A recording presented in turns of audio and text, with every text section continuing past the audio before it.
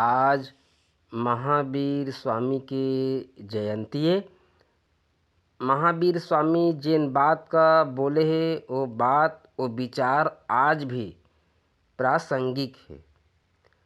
ओकर कहना का यदि आदमी मान लेवे ओकर रास्ता में चले तो आज भी ये संसार ह स्वर्ग हो जाही और आदमी ह सुखी हो जाही।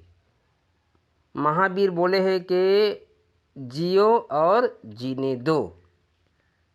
एकर पहली बात है कि हर आदमी का बढ़िया से जीना चाहिए और सबको जिए देना चाहिए। वह बोले है कि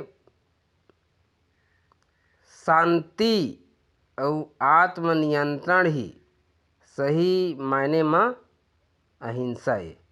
हर जीवित प्राणी के प्रति दया भाव रखना चाहिए और कोई भी आदमी ला नफरत नहीं करना चाहिए। सभी से प्रेम व्यवहार करना चाहिए और सभी ला सम्मान देना चाहिए। यही जेन भाव है वही है अहिंसा है।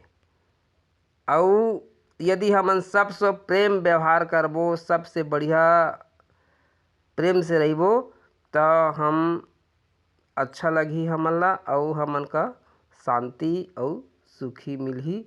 तो हर आदमी का ओकर कहना ला मान के चलना चाहिए और प्रेम व्यवहार से जीना चाहिए।